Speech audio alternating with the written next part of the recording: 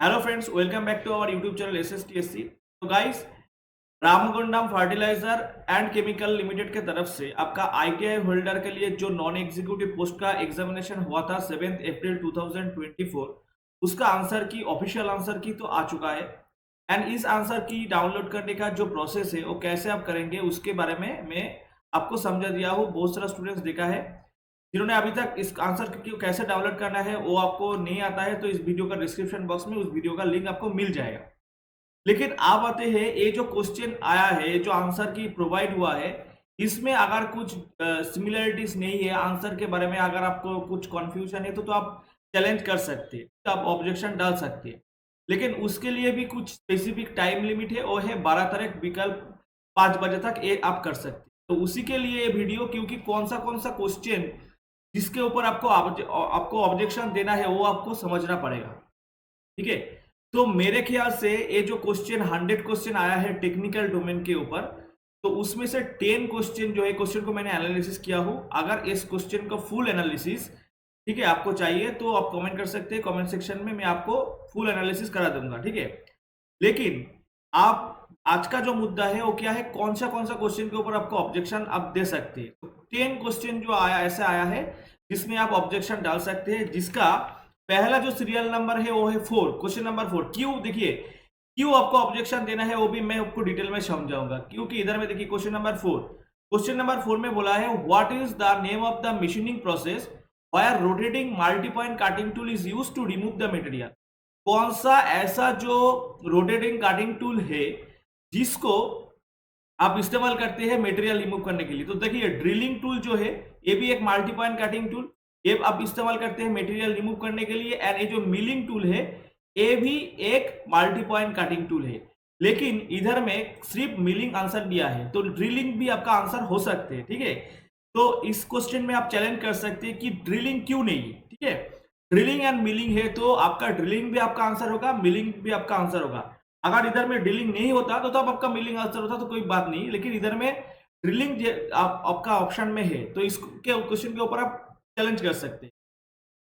उसके बाद question number 16 में देखिए, मैं आपको बाद में आपको बता दूंगा कि क्या क्या क्वेश्चन, 10 क्वेश्चन का सीरियल नंबर क्या है वो भी मैं आपको बता दूंगा। तो पहले देख लीजिए कौन सा क्वेश्चन के ऊपर आपको ऑब्जेक्शन डालना है। क्वेश्चन नंबर 16 में क्या क्वेश्चन आया है, name the tool that is used to measure the straightness of a surface of shape. ठीक है, तो इसका आंसर किया है स्ट्रेट एज।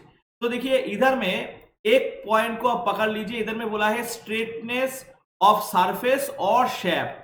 तो ये जो शेफ्ट है, शेफ्ट का एंड सरफेस का आपका स्ट्रेटनेस मेजर करने के लिए जो टूल्स हम इस्तेमाल करते हैं वो है डायल टेस्टिंग।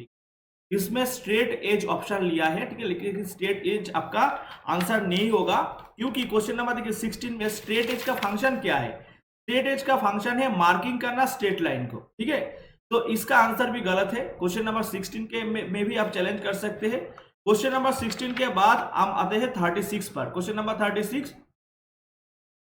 36 में क्या आंसर लिया है, क्वेश्चन नंबर 36 में इधर में देखिए, क्वेश्चन नंबर 36 में बोला है, in which scenario would you typically drill a blind hole. कौन सा ऐसा आपका सिचुएशन है जिसमें आप ब्लाइंड होल क्रिएट कर सकते हैं। तो पहले इसका आंसर देख लेते हैं। इधर में आंसर लिया है, when a hole needs to pass entirely through the material. तो कोई भी अगर मटेरियल के थ्रू आप होल बनाते हैं तो उसको थ्रू होल बोलते हैं, उसको हम ब्लाइंड होल नहीं बोलते हैं। अगर कोई होल जॉब के अंदर फंस जाते हैं, वो अगर पूरा पास नहीं करते हैं जॉब की एक पास से, एक साइड से लेकर दूसरा साइड तक, तो उसको हम ब्लाइंड होल बोलते हैं। तो ए इसका करेक्ट आंसर नहीं होगा। ठीक है, ए होगा थ्रू होल। ये जो ऑप्शन लिया है ये थ्रू होल का डेफिनेशन है। ठीक है, तो इधर में when the depth of the hole is restricted, option number C ये आपका करेक्ट आंसर हो सकता है। ठीक है, लेकिन ऑप्शन डी कभी भी नहीं। उसके बाद 36 के बाद 39 पर हम आते हैं। 39 में देखिए कि बोला है, which type of grinding wheel is most suitable for sharpening the high speed steel tools। तो हाई स्पीड स्टील टूल्स जो है उसको ग्राइंडिंग करने के लिए जो एब्रेसिव हम इस्तेमाल करते हैं वो है एल्यूमिनियम ऑक्साइड। ठीक है, इसमें आपको याद रखना पड़ेगा, क्वेश्चन नंबर 39 में सिलिकॉन कार्बाइड जो है वो लो टेंसाइल स्ट्रेंथ वाला कोई जॉब है, तो उसको अगर आपको ग्राइंडिंग करना है तो आपको इस्तेमाल करना पड़ेगा सिलिकॉन कार्बाइड। एंड कौन सा मटेरियल जिसका लो टेंसाइल स्ट्रेंथ है, जैसे कि मान लीजिए कास्ट आयरन है, ब्रास है, ब्रोंज है।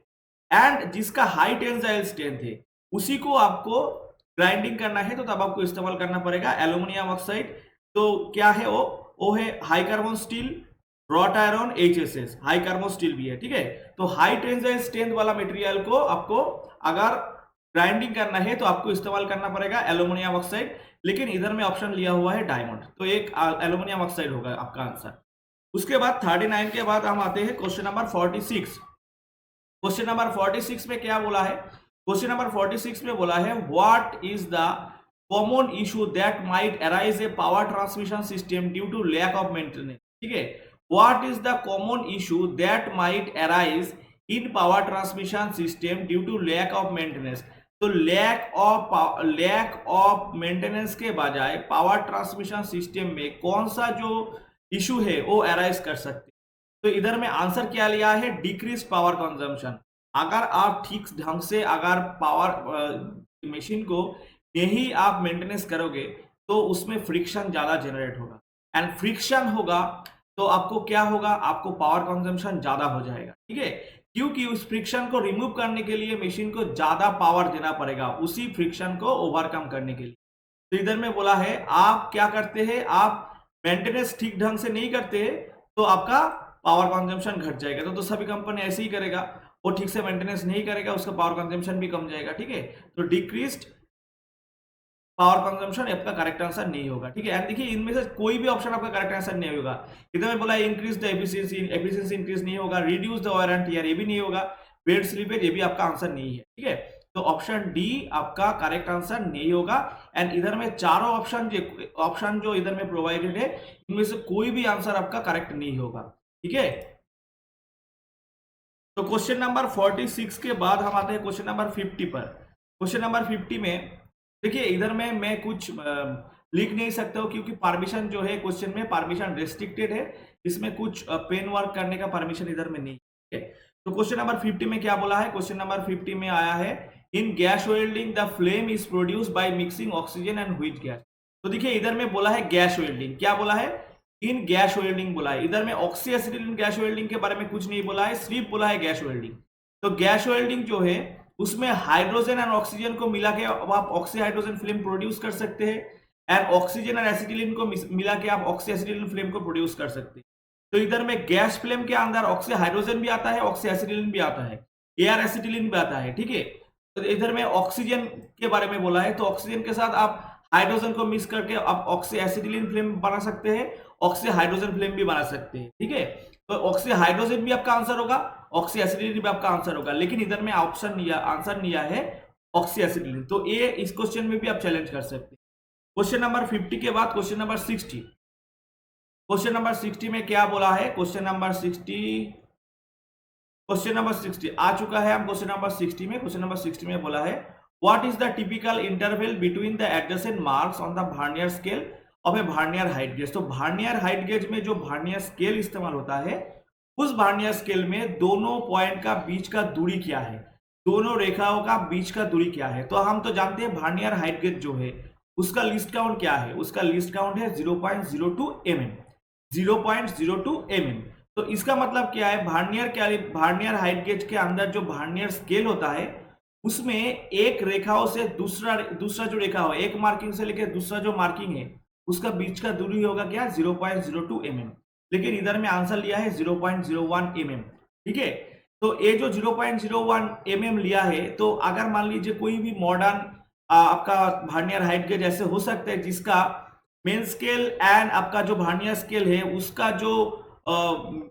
उसका जो रिलेशन है दूसरा है, ठीक है।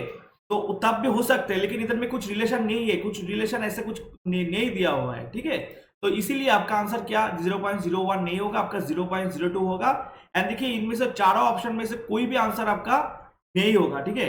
0.02 ही आपका आंसर होगा। तो इधर में आप चैलेंज डाल सकते हैं क्वेश्चन नंबर 60 के ऊपर में। उसके बाद क्वेश्चन नंबर 73 में हम आते हैं। तो 73 में देखिए 73 में क्या क्वेश्चन आया था? 73 में बोला है which type of cast iron known as for high carbon content and excellent wear resistance. तो इनमें से ये जो पॉइंट है आप इधर के ऊपर फोकस कीजिए। Which type of cast iron is known as for its high carbon content. तो कौन सा कार्बन में, कौन सा कास्ट आयरन में ज्यादा कार्बन परसेंटेज प्रेजेंट रहते हैं? तो इधर में आंसर लिया है व्हाइट कास्ट आयरन। लेकिन व्हाइट कास्ट आयरन में जो कार्बन प्रेजेंट रहते हैं वो 1.75 से लेके 2.3% तक। एंड ग्रे कास्ट आयरन जो है, जो ऑप्शन सी में है, इसमें कार्बन परसेंटेज प्रेजेंट रहते हैं 3 से लेके 3.5%। तो कौन सा क्या आपका आंसर होगा? ऑब्वियसली आपका ग्रे कास्ट आयरन होगा, क्योंकि ग्रे कास्ट आयरन में 3 से लेके 3.5 एंड व्हाइट कास्ट आयरन में 1.75 से लेके 2.3। तो व्हाइट कास्ट आयरन अभी का आंसर कभी भी नहीं होगा, क्योंकि carbon content grey cast iron में ज्यादा है। उसके बाद 73 के बाद हम आते हैं 78 number of question. 78 number question में बोला है what is the purpose of the given tool hand reamer. तो हैंड रिमार ये जो है, इसका पर्पस क्या है? देखिए, रिमार का पर्पस है कोई भी होल है उसको फिनिश करना। इसका पहला ऑब्जेक्ट है इस होल को फिनिश करना। एंड फिनिश करने के टाइम वो क्या करेगा? होल को स्मूथ भी करेगा, होल को एनलार्ज भी करेगा, ये भी सही है। लेकिन रिमार का मोटो क्या है? होल को फिनिश करना। एंड फिनिश करने के लिए तो आपको होल को इंक्रीज करना ही पड़ेगा, क्योंकि काटना पड़ेगा। ठीक है, तो इधर में क्या बोला है? Enlarge existing hole. तो होल को एनलार्ज करना बोरिंग टूल का काम है, होल को एनलार्ज करना रिमार का काम नहीं है। रिमार का काम है होल को स्मूथ करना, ठीक है, एंड एनलार्ज करना काम है रिमार का। लेकिन इधर में आपका रिमार का पिक्चर देके जो ऑप्शन दिया है, इधर में बोला है to enlarge the existing hole manually. Option B में बोला है मैनुअली। देखिए, मैनुअली रिमार जो है 2 टाइप्स होता है, मशीन रिमार और हैंड रिमार।